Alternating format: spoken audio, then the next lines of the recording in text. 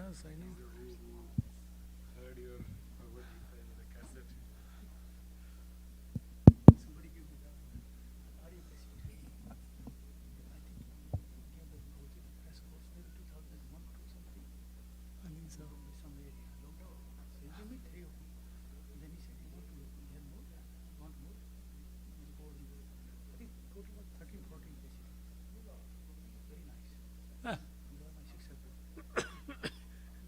I am your servant. Thank you. Thank you. Welcome to Seattle.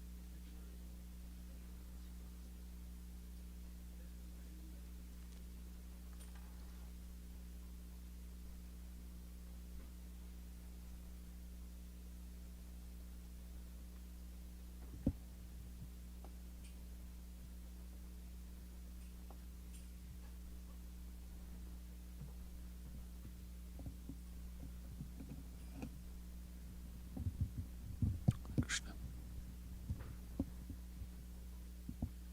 Hare Krishna.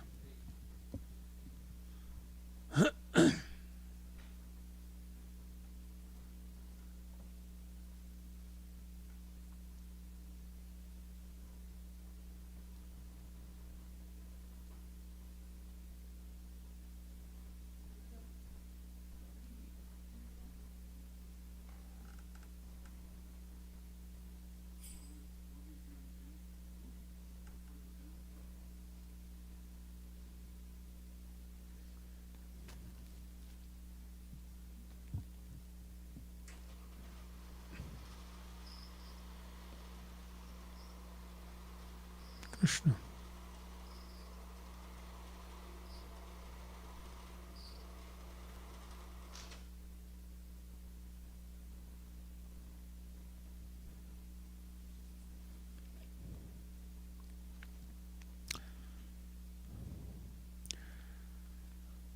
Om Jnanatimirandhasya Jnananjana Shalakaya Chakshurunmilitam Yena Tasmai Shri Gurave Namaha Shri Chaitanya Manobhishtam Sthapitam Yena Bhutale Swayam Rupaha Kadamahyam Dadati Swapadantikam Vandeham Shri Guruho Shri Utapadakamalam Shri Gurun Vaishnavamscha Shri Rupam Sagrajatam Sahagana Raghunathanvitam Tam Sajivam Sadvaitam Savadhutam Parijana Sahitam Krishna Chaitanya Devam Sri Radha Krishna Pada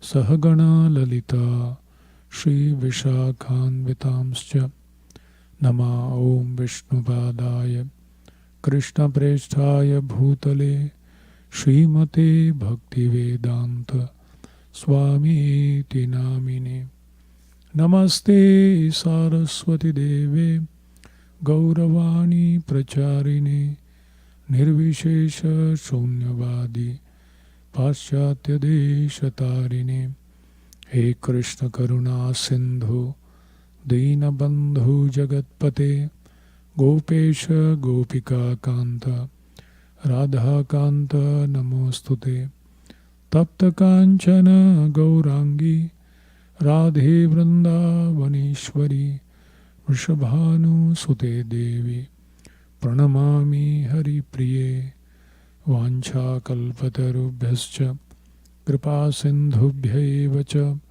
Patitanam Pavanebhyo Vaishnavebhyo Namo Namah Jaya Sri Krishna Chaitanya Prabhu Nityananda Shri Advaita Gadadhar Shivasadi Gaura Bhaktavrinda Hare Krishna Krishna Krishna Hare Hare Hare Rama Rama Rama Hare Hare Hare Krishna. So today we'll be discussing about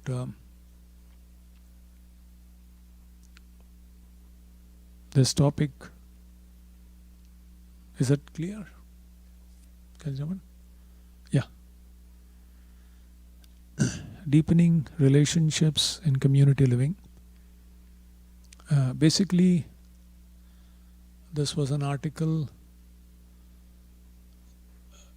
written by His Grace Ravindra Swarup Prabhu, who is a senior Srila Prabhupada disciple, serving for several years at temple in Philadelphia. And he had titled it as From Kanishta to Madhyamadhikari Society. A beautiful article. Basically, I have taken mainly from there. In the Srimad Bhagavatam, we find Krishna in the 11th canto describing to Uddhava 3 levels of devotees: Kanishta, Madhyama and Uttama. Kanishta Adhikari, or a 3rd level devotee, is he who sees God only in the deity in the temple. He has faith and he sees God only in the deity in the temple. In the Madhyamadhikari stage, it expands to 4 different levels. Ishware tad adhineshu balisheshu dusetshucha prema maitri kripa upeksha yah karoti samadhyama. Enhancing his love for Krishna,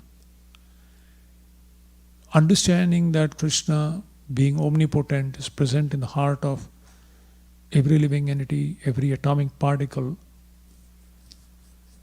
his dealings change. Ishware, to the Lord, there is service and surrender. Tad adhineshu maitri, to his devotees, he develops deep relationship of friendship. Balisheshu, to the innocent, he develops compassion. And to the blasphemers and envious, he is indifferent. Meaning, he discriminates.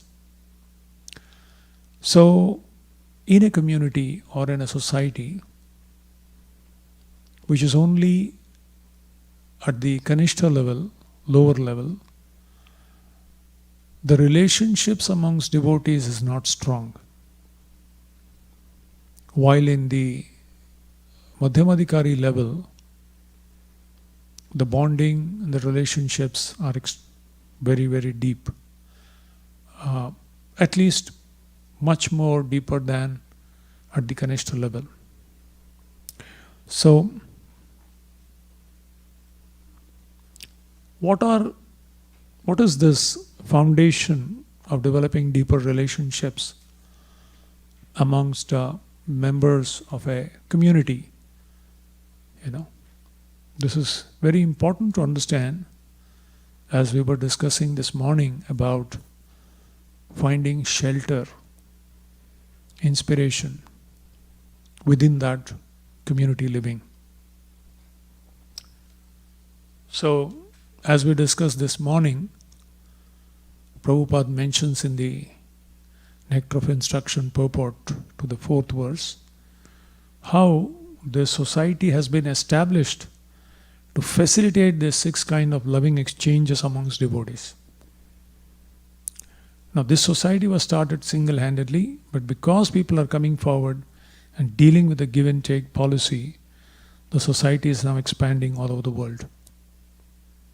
So, as we also discussed this morning, the purpose of this temple yatra or the community is to have this loving relationships amongst the devotees, the 6 kind of loving exchanges.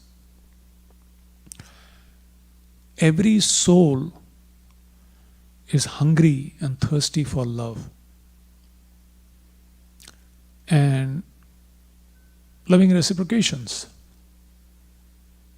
And that when it starts happening amongst the devotees, there is a deep level of satisfaction and fulfillment that comes in their lives. And there is a deep level of connectivity and shelter that they find in that association. So, it's also described, anukulyasa sankalpo pratikulyasa varjanam. Anything that is favorable,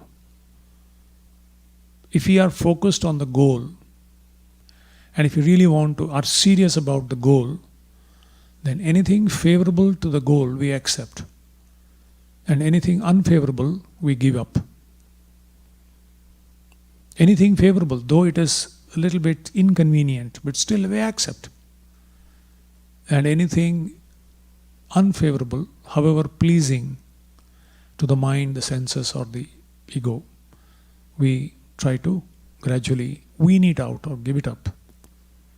And so therefore, we will discuss today what are the favorable things which, if adopted in a community, it enhances and deepens the relationships amongst each other, keeping Krishna in the center.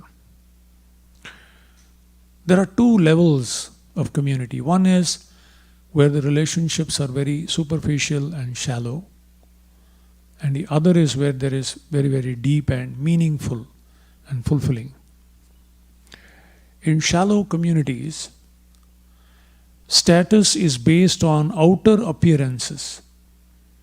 You gain influence by accumulating money, power, and prestige. So designations, position, power, influence, these are something that people want to be connected to or wanting to be associated with.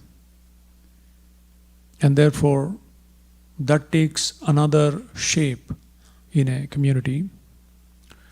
While in communities with deeper relationships, the status is based more on inner character.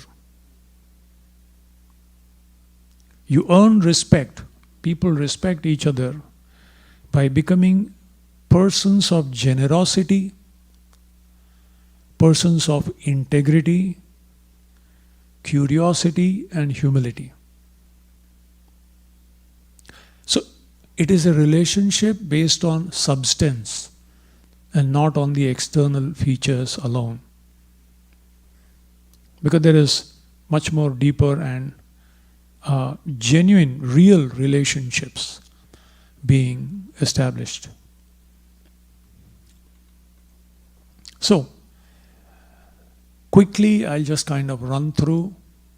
I don't want to go into detail, but characteristics of a community where the relationships are superficial and shallow.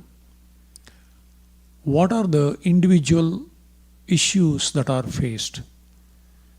And what are the prominent characteristics? Number 1, as I already expressed, proper Vaishnava relationships aren't actually existing. It's very Haribol type of thing. It's all right, we meet together once a week and then we leave back. So that is one level of connectivity.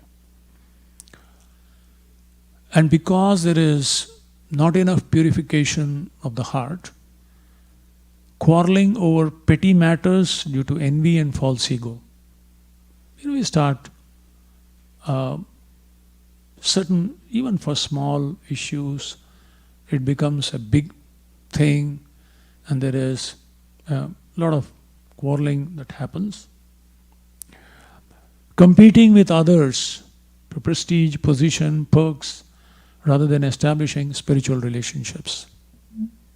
This is there everywhere. You can see that everywhere. So obviously people here are not descended from the spiritual world.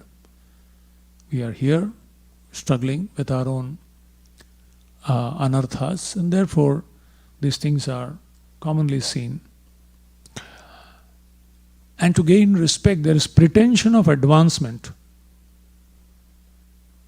So I have to show that I am doing very good sadhana. So externally, the visibility of external features and seen to be performing our sadhana well.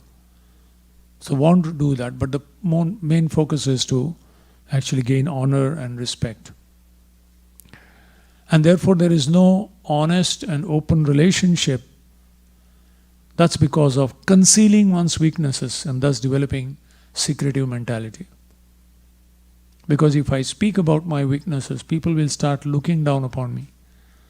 And therefore I kind of go in a shell in terms of expressing my limitations and shortcomings. And externally very well gelling with everyone, but deep inside a person becomes almost like a loner, not able to express. And generally remains aloof from fellow devotees due to not revealing mind. This is quite common in places where these kind of relationships don't yet exist. The reason why they do not reveal their mind is because they do not want to be preached, because of the fear of subordination. If I tell my weaknesses, somebody tries to preach to me, that means I become, fearing from them, so there is subordination. And therefore, unfortunately, they get cut off from very good advice and guidance that is available, but they do not want to access that facility. And to prove themselves, they are eager to find faults and thus prove their own superiority. These are very subtle points, but if we analyze, it's all because of basically the ego, which working through the mind develops so many strategies. Such a person has a lot of secret misgivings about themselves, and unfortunately they identify spiritual advancement with organizational advancement. Unless a person has a name connected with Das, who said, "Oh, your name is Suresh. Oh, Hare Krishna. Your name is Ramdas Prabhu. Hari Bol Prabhu." So there is a difference. And so anyone who comes feels, "Oh, what does it mean? What does it take for me to develop this title, extra title at the end? I will do whatever it is necessary to get that. Because I see that those with this particular title or particular position are given a lot of respect." So the ego wants respect, and therefore they'll do anything to actually do that. And tries to attain by cunning or by political prowess, subtly, in the name of spirituality. And therefore there is intense competitive spirit due to scarcity mentality rather than abundance mentality. Scarcity mentality means, imagine 400 people applying for 4 positions, which happens in the outside world. So each one wants to somehow make sure that they get that selected kind of position, and they want to be, beat the others to the race to gain that position, similar kind of a mentality can come up. And thus, competition becomes institutionalized in these groups. Now, these are some basic characteristics. So now we'll discuss how do we overcome this shallowness of relationship and connect at a deeper level in a more meaningful and fulfilling way. Okay? So, one is we need to adopt whatever is favorable and give up whatever is unfavorable, individually and collectively. Intense common commitment to sadhana is important for both creating and sustaining a deeper relationship. As we discussed this morning, doing things together, chanting and dancing together, taking prasadam together, hearing and discussing together. The more we do thing keeping Krishna in the center together, we connect at a much more deeper level. Diligent attention to individual and collective sadhana. This is very important if you really want to be, if you are serious about establishing that. And of course, ultimately,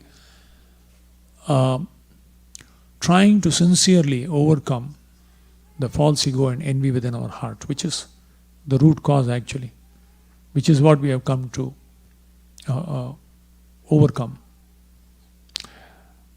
Okay, what is this sadhana in the Vaishnava social dealings that we see in the Madhyamadikari society? So we will discuss 6 regulative principles that we need to adopt individually and collectively to keep our relationships pure and deep. The relationships need to be pure in terms of its intention, trying to serve each other, and deeper in terms of genuinely wanting each other's welfare and benefit.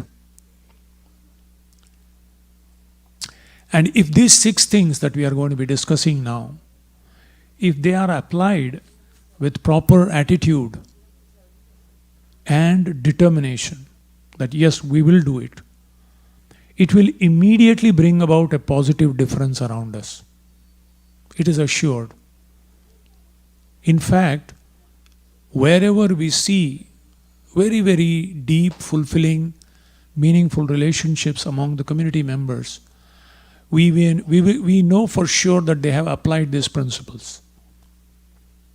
And so therefore, if we start checking out, ticking off the box, and making sure that individually and collectively, if we are trained, if we are educated, if we emphasize these 6 things, then we will see immediate change in terms of the relationships amongst devotees.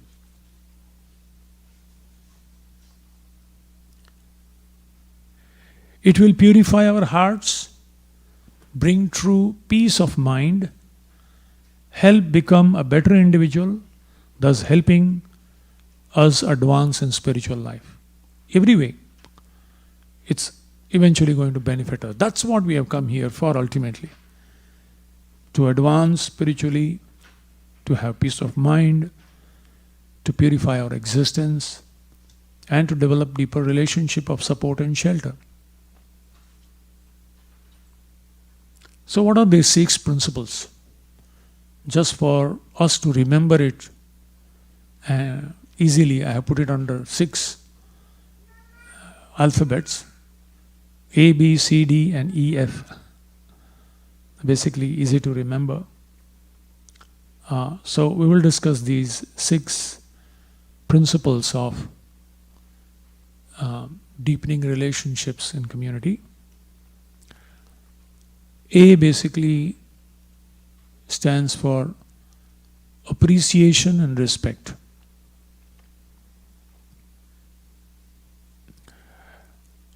Srila Prabhupada in 1968, way back, right at the beginning of our establishment of this institution, he wrote a letter to Tamal Krishna Maharaj. Can someone read this letter, please? Your constitutional Prabhu.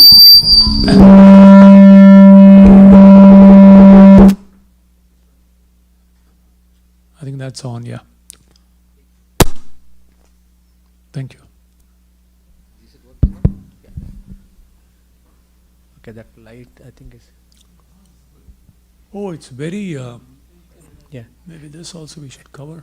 Your appreciation for the service of your God brothers is very much laudable. This is actually a devotee's business, that everyone should appreciate the value of other devotees. Nobody should criticize anyone, because everyone is engaged in the service of the Lord according to one's capacity. And the thing is, Krishna wants to see how much one is sincere in rendering him service. So very beautifully Prabhupada brings out, especially those in the position of leadership, that genuine appreciation, heartfelt appreciation for the service of other devotees, whatever little service they are doing, as per their capacity, as per their inclination, that should be appreciated, acknowledged and recognized. Any opportunity for that should be utilized. Why? Because everyone is trying to, do their best within their given situation. And really, Krishna wants to see how much one is sincere in rendering him service. More than the service attitude counts, which is actually also fulfilling to the soul and and pleasing to Krishna, and therefore mercy flows. Simple dose of honest appreciation by openly glorifying devotees regularly as a rule. We should make it like a habit to very small. Whenever we see something appreciable, why should we vachane ka daridrata, Chanakya Pandit says. Why are we so stingy about speaking? Let's speak and appreciate. That doesn't mean superficial just words which have no feelings or substance there. No, it should be genuinely. That means we desperately need to look. We used to actually look at something like that good and make it as a rule to openly and honestly appreciate others wherever we see some wonderful service sincerely being performed.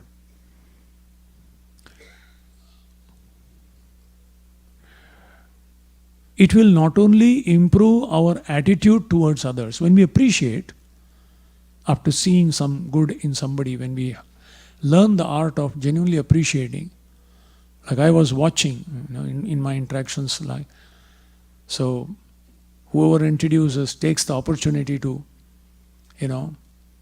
introduce by telling what are their services, what they're doing.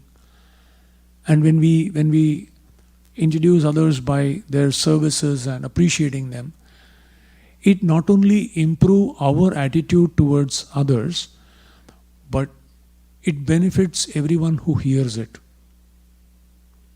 Because this is very rare. In the world outside, we find everyone is trying to pull each other's down, trying to see fault and minimize someone's position. So in such a world, when people come in the association of devotees where each one is not superficially but genuinely trying to appreciate and glorify, it's very heartening. It's very pleasing to the heart. It should be done to the smallest of people.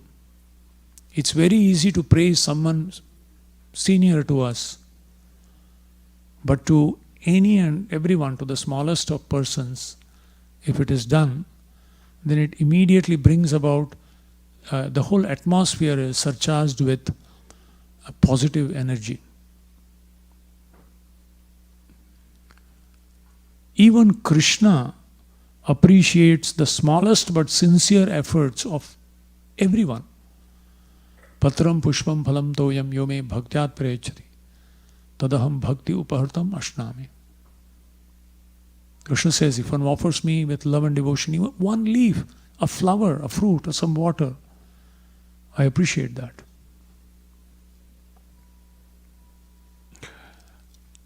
We hear in the Ramayana so many such instructive stories where the bridge is being built, Hanumanji is throwing huge mountain peaks and huge boulders effortlessly, while there is a story of a squirrel trying to assist by dipping itself in the water, coming out, rolling in the dust, the sand, and going and shaking up some dust on the bridge. To Lord Ram, both were doing the same kind of quality, both the services were equal, because Hanuman was doing his best while the squirrel was doing its best.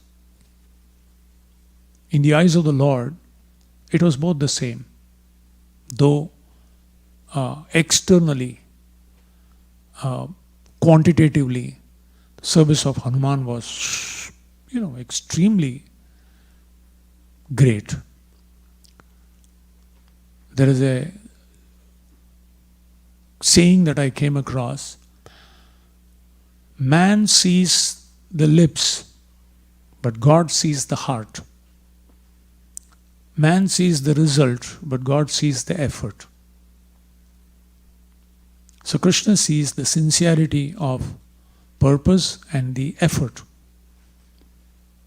And if that is the same, then in the eyes of the Lord, both the services are same. Rupa Goswami, Lord Chaitanya, in Lord Chaitanya's mission, Rupa Goswami played such a powerful role, while Kolavacha Sridhar, a simple, humble, poor banana leaf seller, was doing hardly anything. But in the eyes of Lord Chaitanya, both were doing their best. Lord Chaitanya drank from the bent, dented, old, iron, rusted pot, saying that I am drinking it to purify myself. So, similarly, especially those in the position of leadership should be eagerly looking to appreciate the sincere efforts of everyone. Everyone is a limb of Srila Prabhupada's body, small or big, all are important. Imagine the little finger of the left hand hardly does anything, or the little toe of the foot. Sometimes we feel that, is there a need at all? Simply a showpiece. But let something happen to it, then you realize its value. Especially in climbing a mountain, every toe is important for getting a grip. It has its role. Like a limb of limb of the body, small or big, has its role. Similarly, every individual is a limb of Srila Prabhupada's body. They should be, all are important, small or big. All are doing their best. Sometimes there is a tendency to judge others by their contribution, but each one's situation is different. Their family situation may be different, and therefore, within their situation, if they are trying to do their best, that has to be appreciated.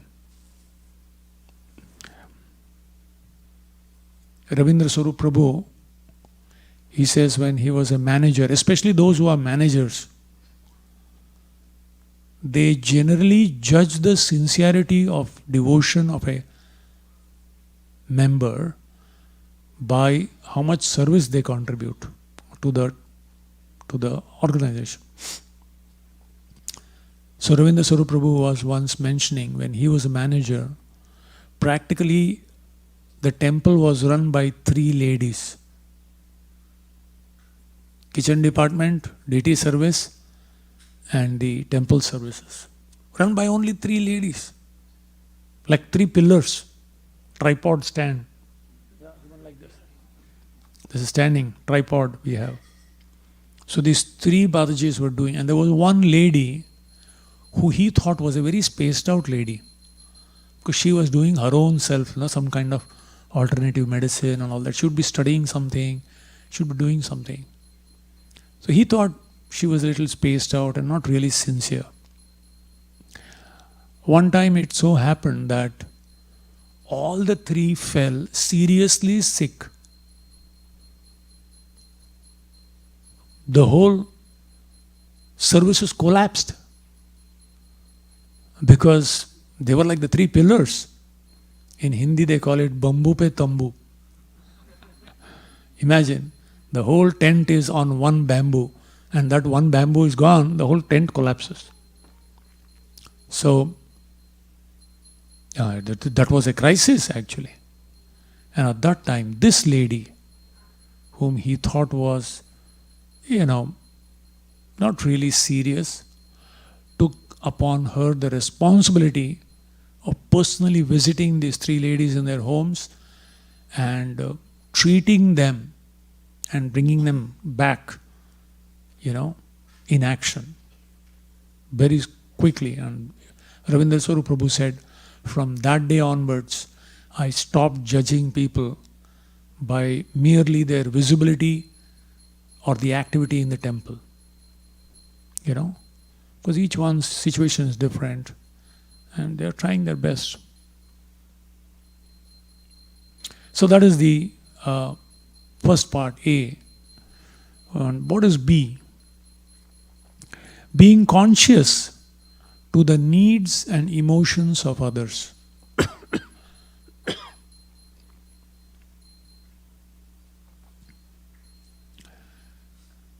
In one particular purport of 9th canto, story of Rantidev.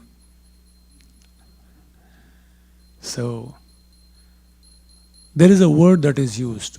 Mai nirbandha hridaya sadhavaha samadarshanaha. Those who are samadarshis. Vashe kurvanti mam bhaktya satstriyaha satpatim yatha. Those who are this kind of mentality, they capture me. They capture my heart and bring me under their control, like a chaste wife brings a gentle husband under her control by her service. So, Prabhupada writes, what does it mean to become Samadarshi? Equal vision, seeing everyone with equal vision. An amazing way of looking at this particular quality. Can someone read this, Prabhu? Can read this, yeah. I hope it is. He can therefore see everyone on the spiritual platform. He can comprehend the happiness and distress of all living entities. He understands that what is happening to him is also happiness to others, and what is distress to him is distressing for others. Therefore, he is sympathetic to everyone. So this is sensitivity. Samadarshi means sensitivity. If I was in your position, and if someone dealt with me like this, I would not be happy. And therefore, I will never treat people like that. Very simple. Someone pinches me, I don't like, so I will never pinch others. As simple as this. So Samadarshi means trying to put ourselves in others' shoes and trying to see from their view, and naturally we become very sensitive in our dealings and interactions with others.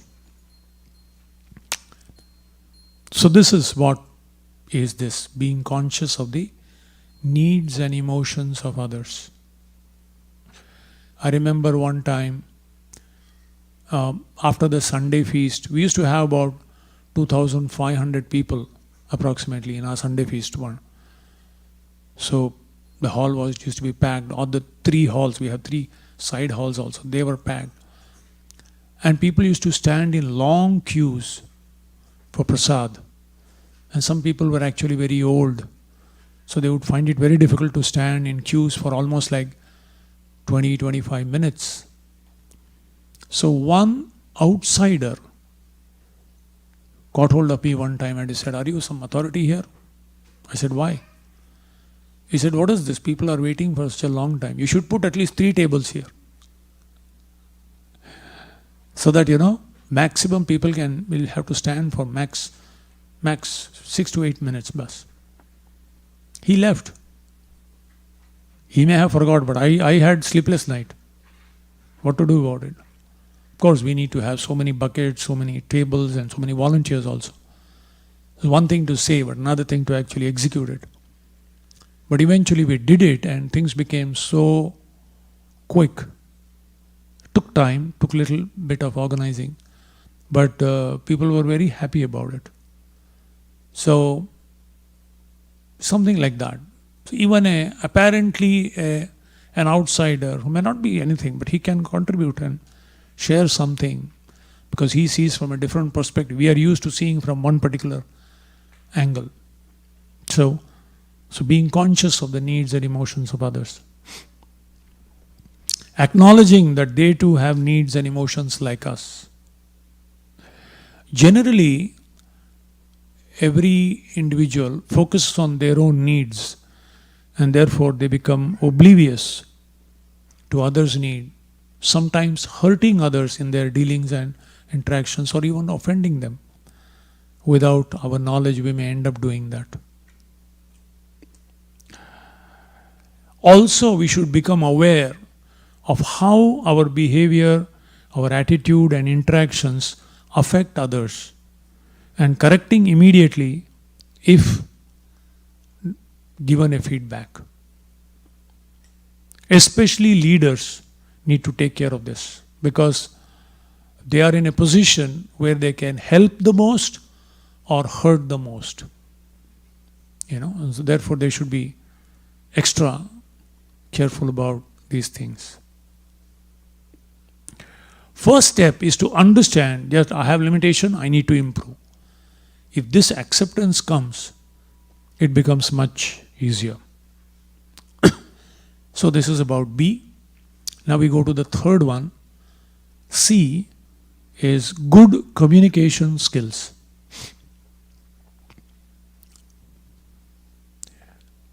Communication is very important because it creates and sustains a community.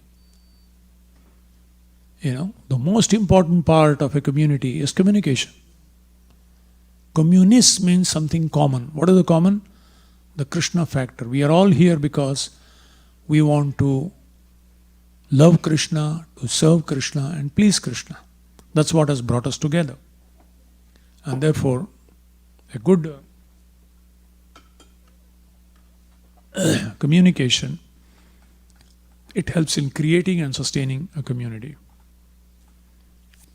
It is the basis of all social interactions.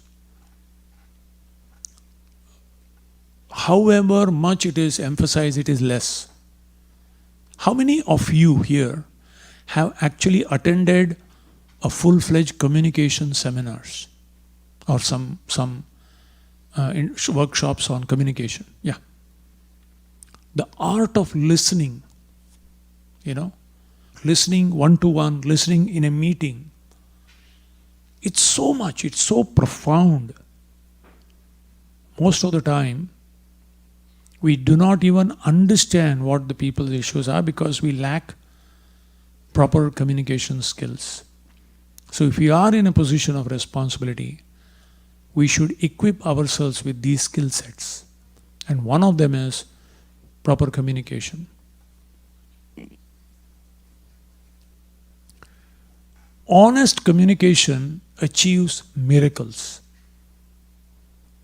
sometimes even if there is a big mistake that has happened, if they are very honest in communicating it, people don't mind it. People accept it. Okay, this has happened, this is the whole thing, sorry. Oh, that's good enough. Yeah, it happens, everyone knows.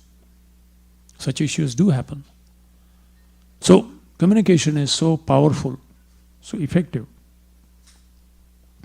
Without communication, the best of philosophy can't help in building a lasting community.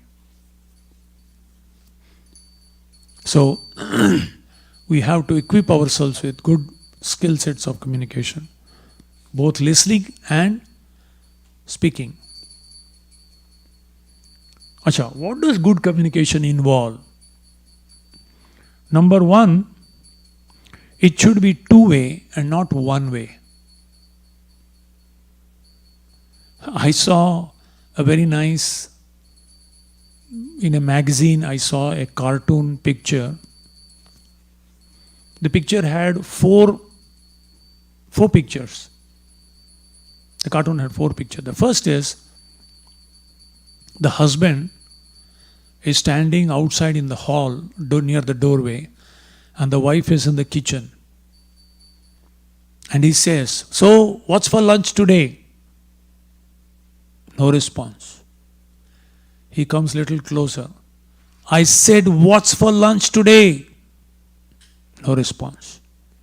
He comes close to the kitchen door. "I said, what's for lunch today? Why can't you speak?" She turns around and says, "This is the fourth time I'm telling you we have this. The problem is not with her. He is deaf. He's shouting, he's not able to hear. She's responding every time. So sometimes, because of lacking communication skills, we are deaf in the sense we are not able to understand what is being communicated. Pashyannapi na pashyati. Similarly, shrinvannapi na shrinvati. We hear but don't listen. There's difference between hearing and listening. So, it should not be just one way, but it should be two way. Ravana called for a meeting in Sri Lanka when he came to know that Ram, with billions of the Vanara soldiers, is already crossed the ocean, which was considered impossible, and they are already standing on the other side of the palace. He called for a meeting. And he said, he spoke fantastic. 3 types of meeting: top level, second class, and third class meeting. First class meeting where everyone contributes, it is discussed, and they come to a consensus after thoroughly discussing all aspects. The second class meeting is, due to expediency, some decision is taken without considering every factor. And the third is, only one person communicates, the others, just shake their heads and say, he has already told it, so what can we do? So he tells this, Raman tells this, 3 levels of meeting. And then he tells the assembly, I have called you because all you are wise people. So I have brought Sita because I am infatuated by her, and I have kept her here. And Ram is here with the soldiers to fight. And I have decided that I will not return back Sita to him at any cost. I have given her 1 year, and she has asked for 1 year, which was total lies. She has asked for 1 year time, and therefore I have given her that time.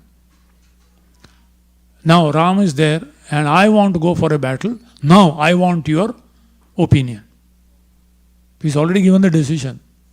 I will not return Sita. I have to fight Ram. Get ready for the battle. Now, any suggestion? Any comments? That means the decision is already made. It's just like the judge telling a culprit, okay, because of your offenses you will be hanged to death. Anything you want to say? What is to be said? Now I have to hang to death, that's all. Not even allowing him to speak his side of the story.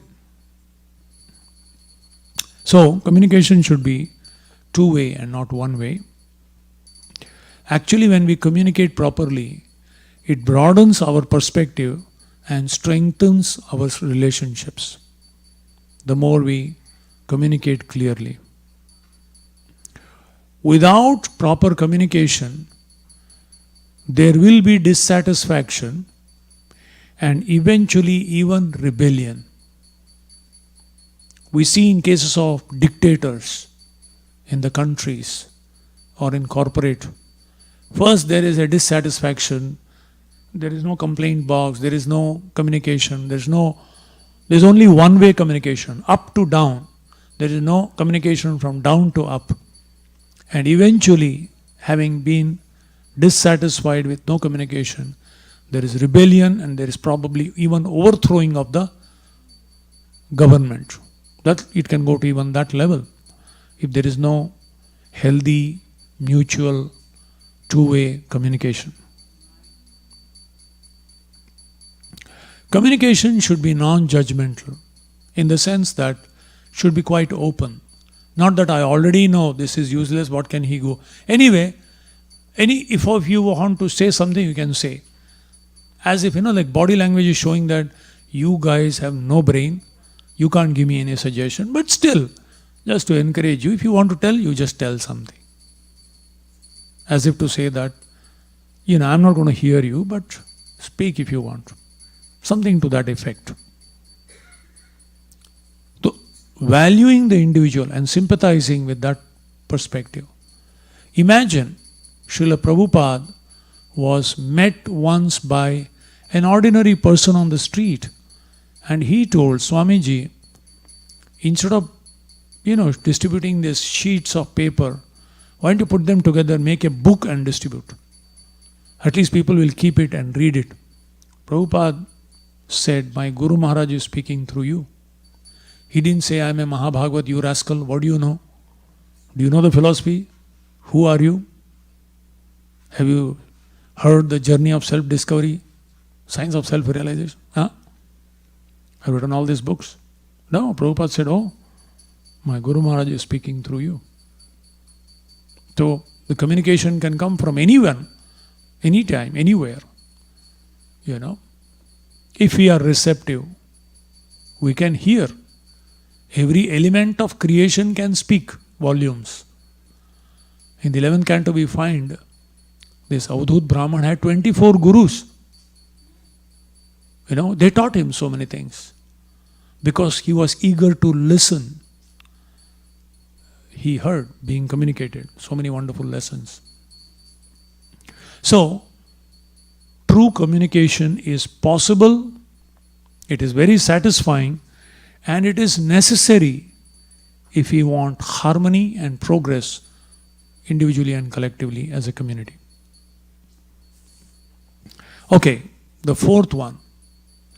D stands for transcending individual differences. Now what does that mean?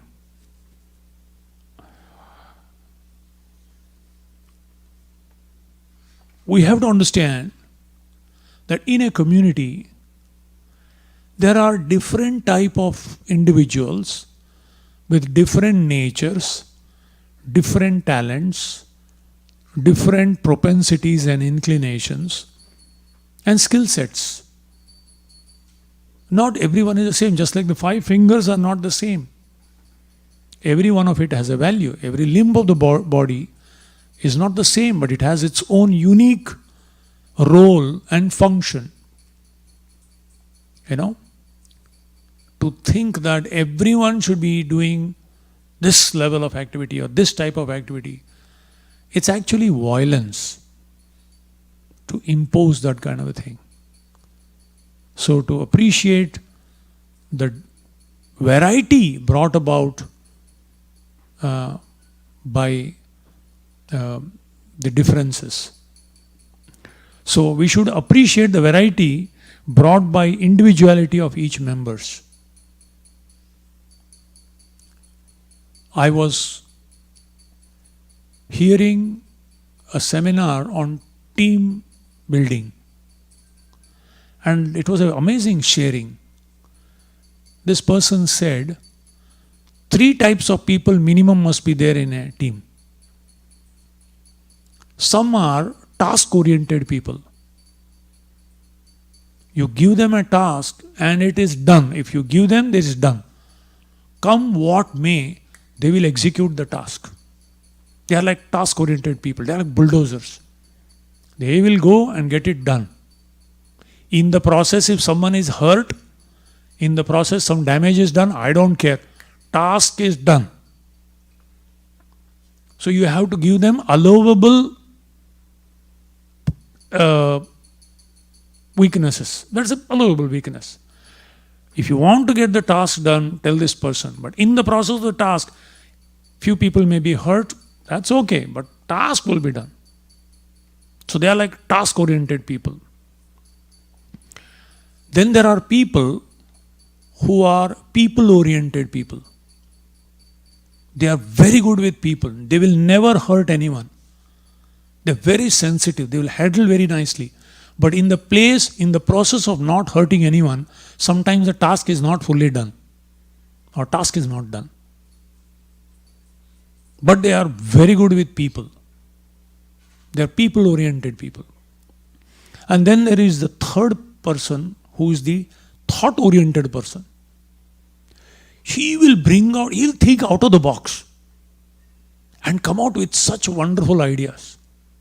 Sometimes he comes with such ideas which are so impractical that people say this fellow only speaks of ideas, nothing practical.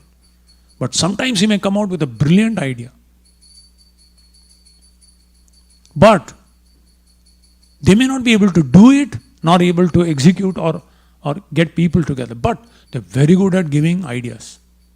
And that's also necessary in a team. So all have strengths and all have their allowable shortcomings and limitations. I was just thinking, the Pandavas are like that. One Sri Vaishnava scholar, he was giving a talk.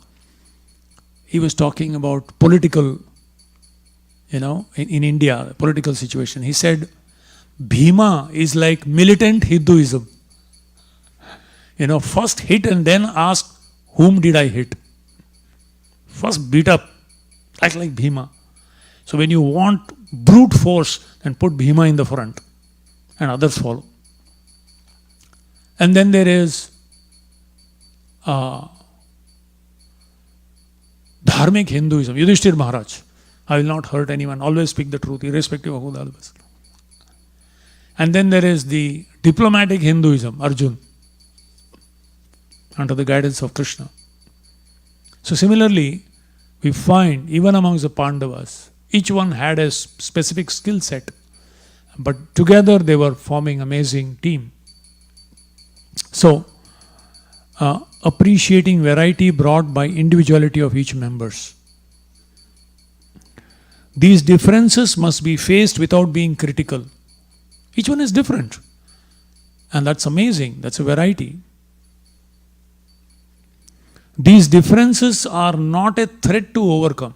One shouldn't feel that if someone else gives a different opinion, that means they are rebellious, they are disobedient. No. They are providing another perspective. So they shouldn't be seen as a threat to overcome, but valuable for achieving bigger things together. Necessary to have that kind of people. If we have this attitude, then it turns petty differences into progressive discussion.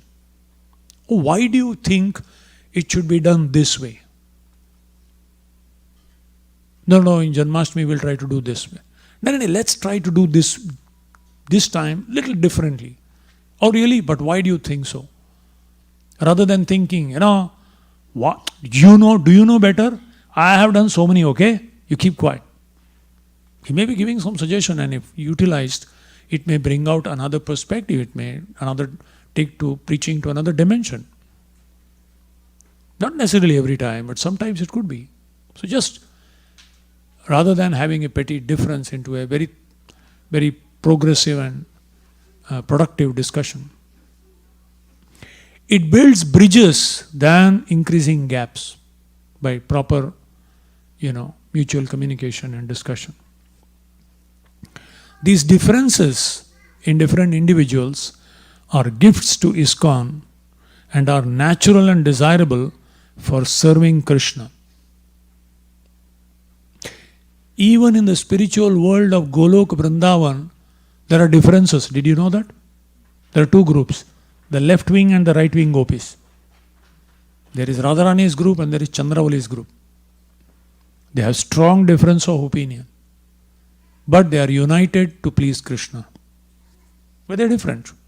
One has a Vama Swabhava, very submissive. One is very aggressive, but different. And both are pleasing to Krishna.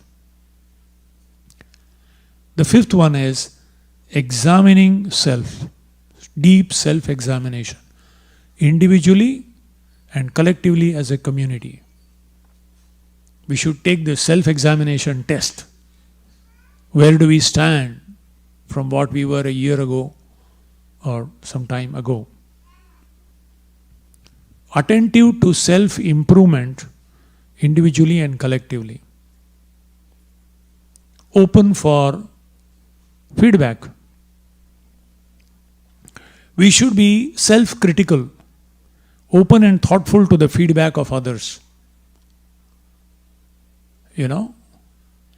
As they say, if there is a spot under your nose, however intellectual you are, however great you are, a child can tell, but you can't see yourself. So somebody can easily detect it, but you can't. So some kind of a feedback is necessary. As they say that Chinese emperor, the clothes of the Chinese emperor. So someone can see it very clearly, but if you don't have that attitude, you will never know. But there is an art of taking feedback and giving feedback. One should learn it. If we really want to improve ourselves individually and collectively as a community, we have to know the art of receiving feedback and the art of giving feedback. If you learn the art, we can improve quickly and better. What is the art of taking feedback? Number one, not ignoring, but rather requesting and welcoming them. I know devotees, very simple, very, very humble. They, at frequent intervals, comes to me and tell me, Prabhuji, I am giving you the full authority and permission. If you see me, if you see in me anything that I need to work upon, please tell me. Do not hesitate. And I assure you, I will not take offense. Because I trust that you are my well-wisher, you're going to tell me, so please give me. And many people tell this, but if you give them a feedback, they get offended. No, and they start justifying. Prabhuji, you didn't understand. What I mean is this. So if you have told someone and they give a perspective, rather than justifying, hear out and try to ruminate over it. How is he seeing? Why is he seeing like this? Probably let me look at myself from another perspective. So it's extremely beneficial. Not seeing it as antagonism or, negativity. No, appreciating that. Seeing it as an opportunity for self-improvement. I remember in our temple,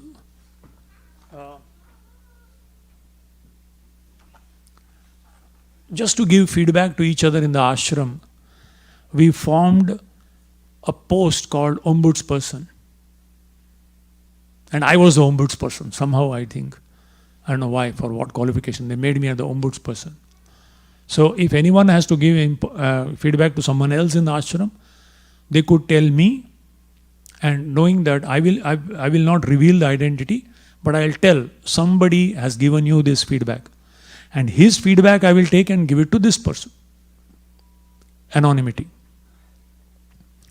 So, one brahmachari, very young brahmachari, 2 years in the ashram, saw something with regard to a very senior, one of the temple presidential board members.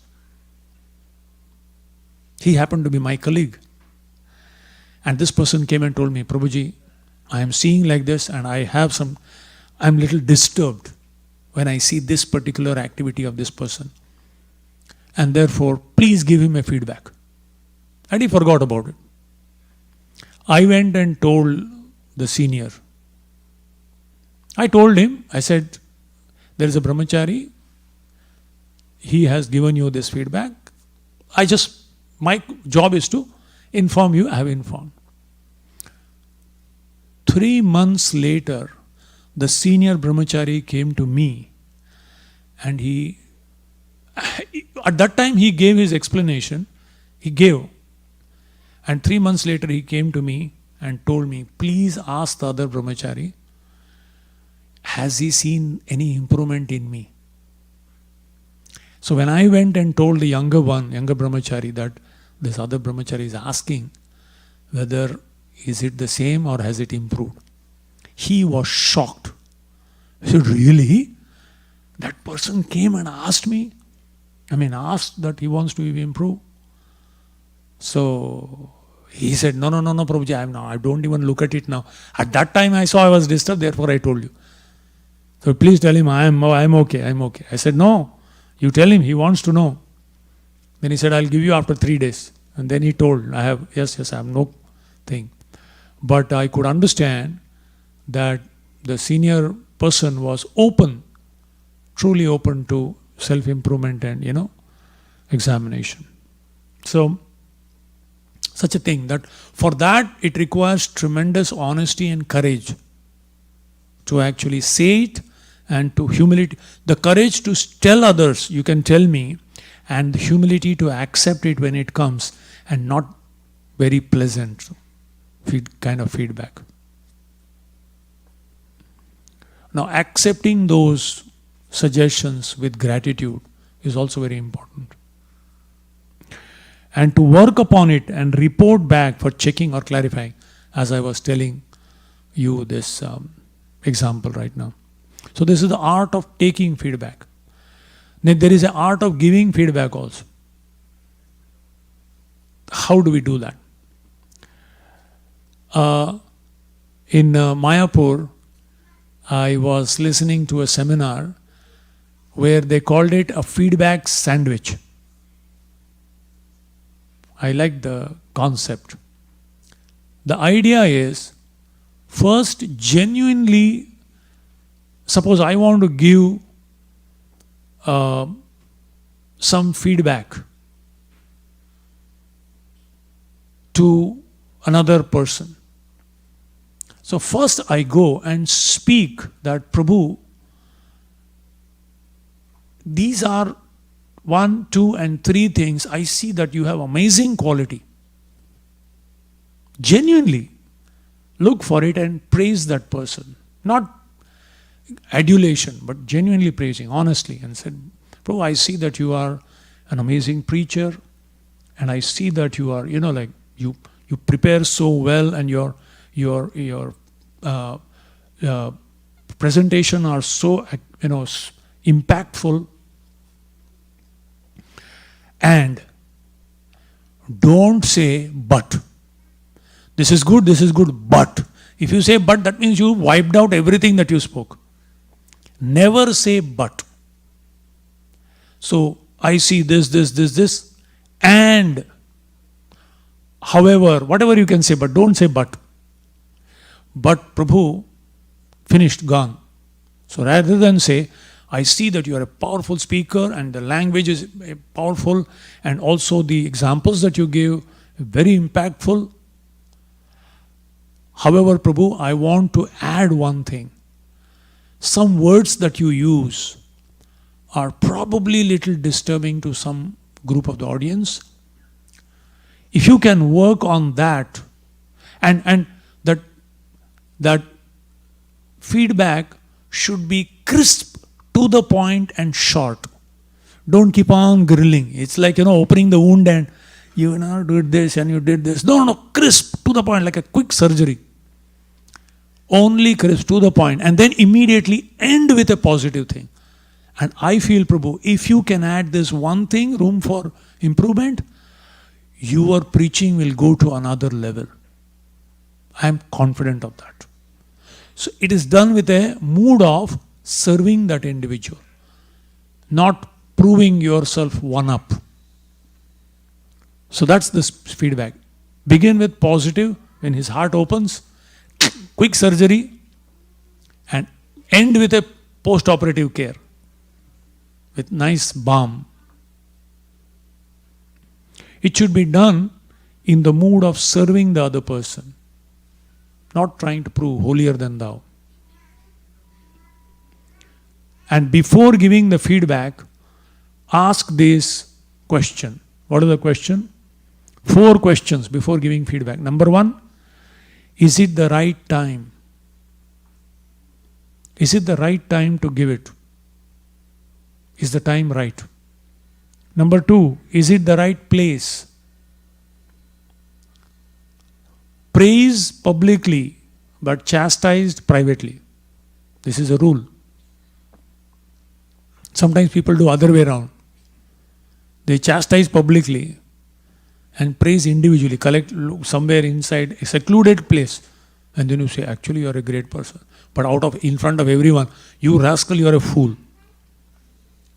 Finish that person, dug a grave for him. And then you do the last rites, secluded way. What is the point?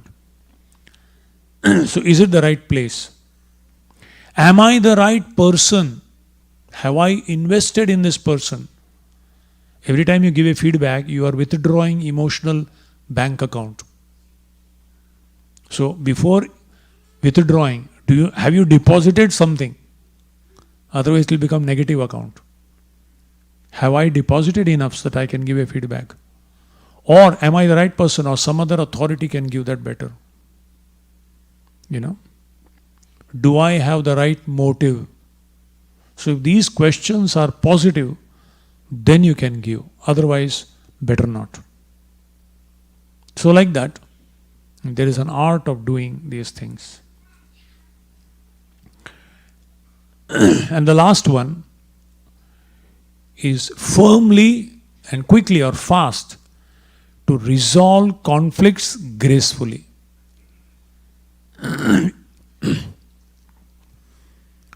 Conflicts are inevitable in this world. Even amongst the best friends, some conflicts will arise. But when they do come up, it should be addressed fast, quickly, and firmly. You should be resolved to somehow we need to resolve this conflict. So, they are natural, they are unavoidable. However, it should be done with utmost respect for each other. Ideally, if a system can be established, if people can be trained how to confront each other and express properly, or to have a mediator who can actually deal with it. So like that, if we can put these things in place, then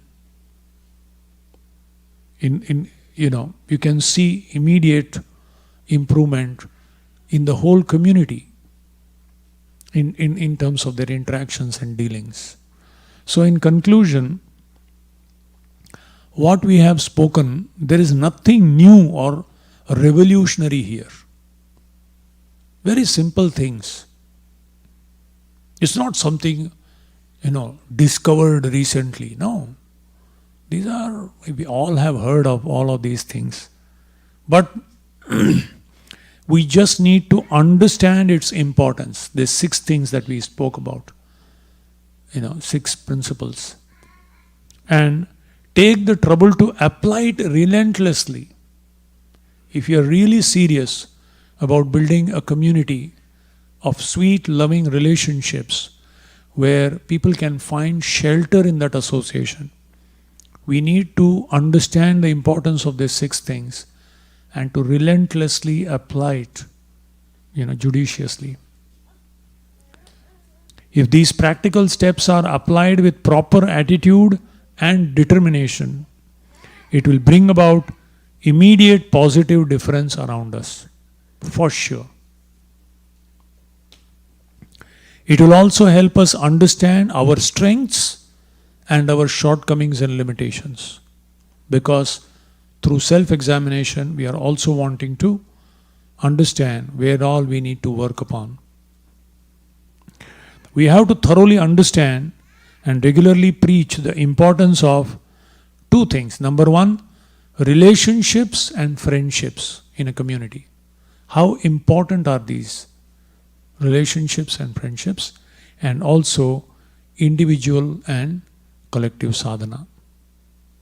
It has tremendous... Sadhana is like lubrication. When 2 people come together, it's like running a machine. So when machine is running, naturally rubbing takes place. Heat is generated. Sometimes even spark come. Sparks also come. But individual and collective sadhana, doing things together, is like putting oil into the machine. So the more it is oiled, the lesser the friction and lesser the heat and the sparks. So these are some of the thoughts that I thought I should share. If there are any questions or comments, we would be happy to take it. Maybe we have a few minutes left.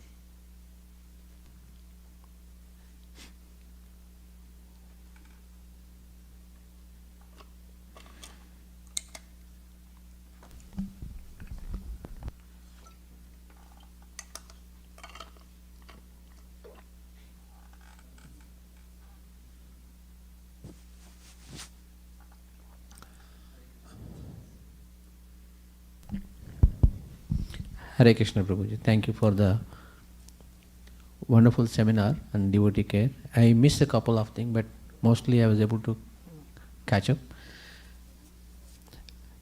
These Vaishnava relationship, we are talking like communication aspect of it, feedback, giving a sandwich kind of feedback. But one thing which caught me is like when Arjuna said all the things which he had to say in the first chapter and asked Krishna's advice, Krishna didn't hesitate to give direct feedback. He didn't sandwich kind of thing. He said, where is this anarya kind of concept thinking is coming on you? This is not befitting you, Arjuna. So most of the time we quote that, dealings. So now, here we are now learning what we learn in the corporate world, give a sandwich feedback. And there is also in the corporate world also nowadays they are moving towards direct feedback.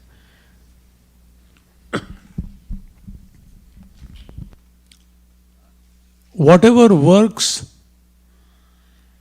because Krishna had such a relationship,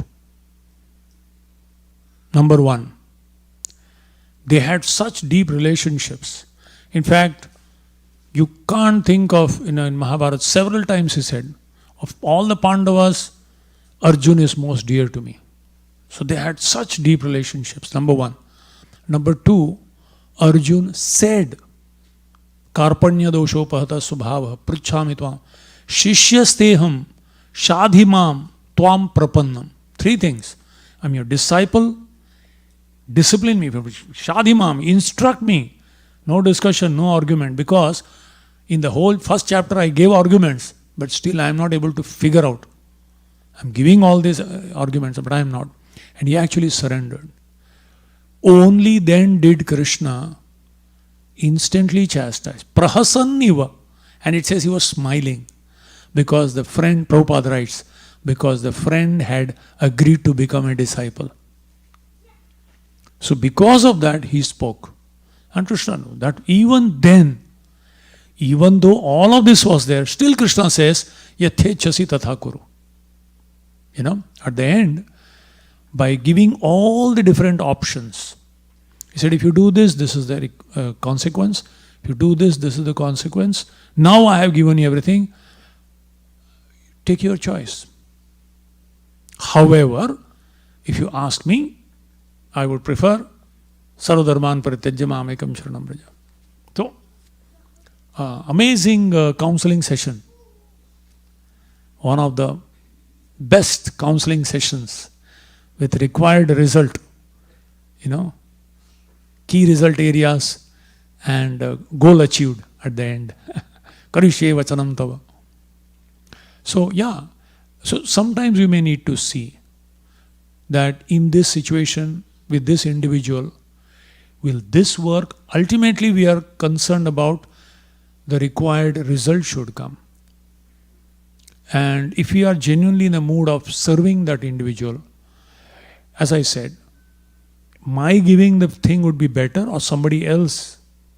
If I feel that even though I may give the best possible way, but I am not the right person to give, better I request someone else to do that. So we may have to consider, not necessarily that we have to do every time this only. As Prabhupada said, do the needful. After deep contemplation, introspection about all these circumstances, then take a call. Yeah, that's true.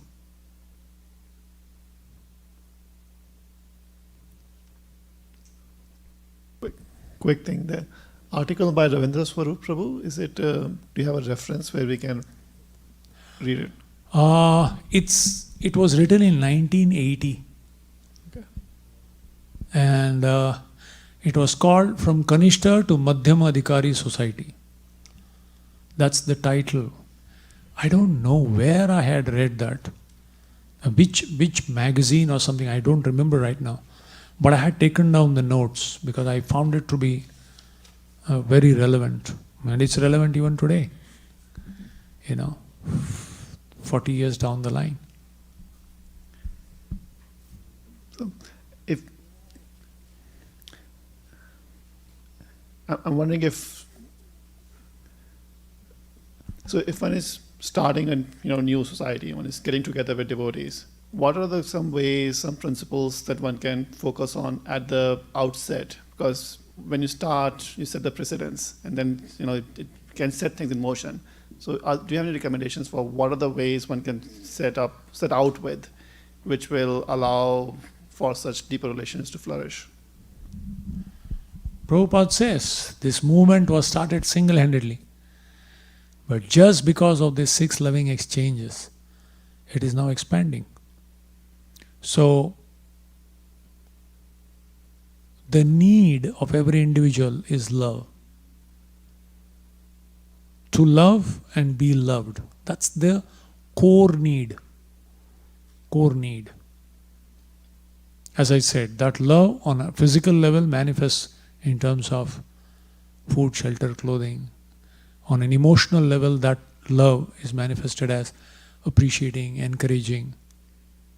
On the level of self, the ego, respect, self-worth, and on the spiritual level, sharing the knowledge and inspiration. So, that's what attracted people to assist Srila Prabhupada. That this person is selflessly only giving. So they were so inspired, they were ready to do anything for him. Though at that time there was a formula or there was a slogan that all the hippies had: don't trust anyone above 30, including their parents. And here was someone their age of their grandfather. They were ready to do anything, give their life for him. because he was ready to give his life for them. So, wanting to serve and genuinely give that selfless love, so that really very, very is infectious. So therefore they wanted to reciprocate. And naturally, when he told them, what I have given, you give it to others. So they were so fired up to go out and do it at all cost. So deep trust, love and trust. See, when a small institution starts, 2-3 people come together, start an NGO. Everyone knows everyone else. It's a very sweet, and independently some people start something, and it's the creativity. So something works out and things expand. But when expansion comes, creativity is seen as independence. So systems have to be set up. So some kind of a bureaucracy comes. People feel, "Arey, those days were good old days." No, because they were good old days, now better days have come. Now you need to put systems in place with increasing in quantity to maintain the same quality. So there should be flexibility, and still there should be some systems. Like that, gradually it will grow. But the essence is genuinely wanting to serve each other through love and trust.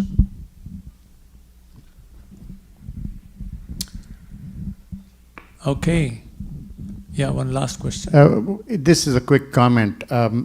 In our company, they used to be that the managers used to tell the people what they wanted to know, or what they wanted the people to know, but there was no feedback coming back up. And like you said, communication has to be like 2 ways for it to be effective. So the company instituted a 360-degree review system where the people who work under that manager can rate the manager, and then the manager gets the remarks on his computer, and then he figures out whether what he was doing is good or not. And so this was like a forced management system. Yeah. It's nice. One time, we have senior counselors in our temple. So His Holiness Radhanath Swami Maharaj was addressing all the counselors. We had gone for a kind of a retreat, and there he said, today we will have kind of a feedback. So he said, everyone was given a form. If there are 20 people, each one was given 19 sheets to speak about the other. And the instruction was, first genuinely praise the individual. What are the good qualities? And then, in a prayerful mood, wanting to serve the other person with great respect, share the room for improvement. And then conclude saying that if these things are there, how it will affect that individual, or how it will benefit that individual. So it was like a sandwich. Begin with positive, end with positive. In the midterm, give the feedback. And it was told that their names will not be. So all the inputs were taken, names were removed, and only inputs were given to that person. Even though there was a love and trust, but still, the idea, and it was typed so that they don't recognize the handwriting. Because they may say, this fellow said that you are always sleeping in the japa. So better that kind of So it did work, because it was done in a very loving mood, in a mood of serving each other, and deep appreciation for each other's service, and also in a prayerfully given. So it was appreciated. So that's important. Thank you, Prabhu. Thank you so much for sharing. Okay. I'm really very, very grateful to all of you. My Seattle visit, one thing might take back from here, take home message for me is this. I'm going to share this with everyone. This is our vision statement of devotee care. Thank you very much. Hare Krishna. Srila Prabhupada ki, HG Radha Madhav ki, Nitai Gaur Premanandi, Hare Hare. Hare Krishna. Hare Krishna, dear devotees. So this comes to the conclusion of the devotee care seminar, which was a 3-part seminar conducted by His Grace Radha Goipnath Prabhu and His Grace Damodar Prabhu. He should be here sometime soon. So just a quick introduction about Radha Goipnath Prabhu. He doesn't need an introduction. In fact, most of us have heard his Science of Self-Realization or Discover Yourself, or if not, it is still continuing in a parampara by all of our preachers here in Seattle. So Prabhu has been a temple president in ISKCON Chowpatty for more than 30 plus years. He did his master's in speech and hearing from All India Institute of Speech and Hearing from Mysore. He is basically leading the congregation right from the beginning. He is guiding several hundreds of families in Krishna consciousness, as there is a system of counseling there in India, and trained many counselors and mentors. He is very, very keen interest in training the children, and interacts very closely with Gopal Garden. In fact, our Gopal Garden, when we established, was kind of inspired from what has been established there. And as I said, he is well known for all the 6-session Gita course that he conducted. So let's express our gratitude and thank His Grace Radha Goipnath Prabhu. It's a dream come true for many of us here to associate with him. We only had Vani association, now we also had a Vapu association with him. So let's express our gratitude and thank His Grace Radha Goipnath Prabhu by loudly chanting Hari Bol 3 times. Hari Bol! Hari Bol! Hari Bol! And both Radha Goipnath Prabhu and Damodar Prabhu are on a very hectic trip to US, and they are so kind enough that they made sure that when they come to Seattle, they are here in a weekend so that we can spend most time, or most of the devotees can meet them. So thank you, Radha Goipnath Prabhu, and we look forward for your continued visit here. Hare Krishna. So today's Sunday feast will be given by His Grace Damodar Prabhu. So 3 types of misery to overcome the 3 types of 3 types of mercy to overcome 3 types of miseries. So that will start at 6:30. So till then we will continue the kirtan. So 6:30, sharply the Sunday feast lecture will start. Hare Krishna.